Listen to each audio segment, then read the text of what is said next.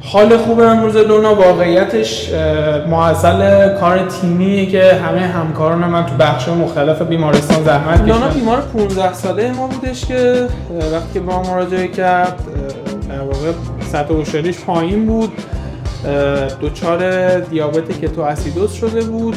شرح شرایطی که داشت و روندی که طی کرد که خدا رو شکر امروز وضعیتش استیبل، مرتب انسولیناشو خونه براش میزنن، حالش خوبه. رو از مادرش خواهش میکنم که فرمان بده.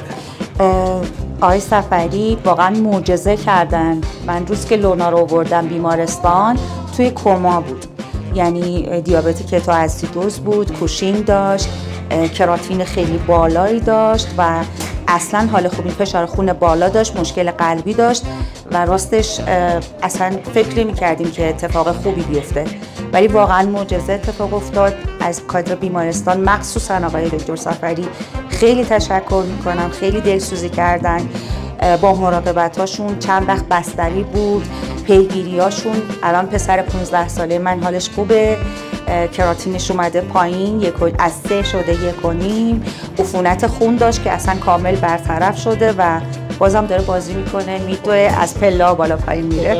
واقعا ممنونم. سلامت باشید. در واقع چیزی که خیلی مهمه توی این مریضا یکی اون همکاری و صبر و حوصله‌ایه که سرپرست اون بیمار در واقع به خرج میده، اون همکاری که میکنن، اعتمادی که به مجموعه در واقع دارن و حال خوب امروز لونا واقعیتش معضل کار تیمیه که همه همکاران من تو بخش مختلف بیمارستان زحمت کشیدن، تو بخش بستری، همکارای دیگه بخش داخلیمون، تو بخش مختلف همه با هم در واقع همکاری کردیم و خوشحالیم که لونا رو امروز سرحال می‌بینیم.